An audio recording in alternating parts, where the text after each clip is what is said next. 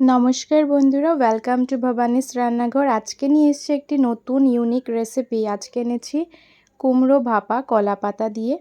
তো প্রথমে আমরা নিয়ে নিয়েছি কুমড়ো আর অল্প শস্যকে বেটে আমরা নিয়ে নিয়েছি, আর নিয়েছিলাম নারিকেলের পেস্ট, আর এখানে লঙ্কা আর অল্প নারিকেলের গুঁড়ো ছিল, ওইটা নিয়ে নিয়েছি। হলুদ, নুন আর লাল মরিচ দিয়ে মেখে নিব ভালো করে আগে কুমড়োকে।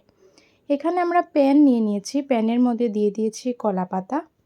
কলা পাতাকে আগে আমরা ভালো করে প্লেস করে নিব, তার আগে অল্প সরষের তেল আমরা দিয়ে দিয়েছি।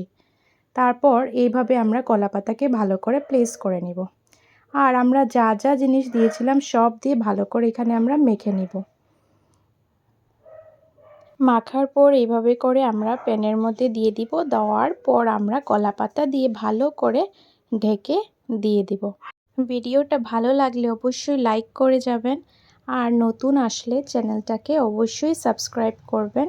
আর আপনাদের কি কি খাবার আপনারা দেখতে চান অবশ্যই কমেন্টে জানাবেন। আর এই রেসিপিটা কেমন হলো কমেন্টে আশা করি আপনারা জানাবেন, আর বাড়িতেও ট্রাই করে দেখবেন।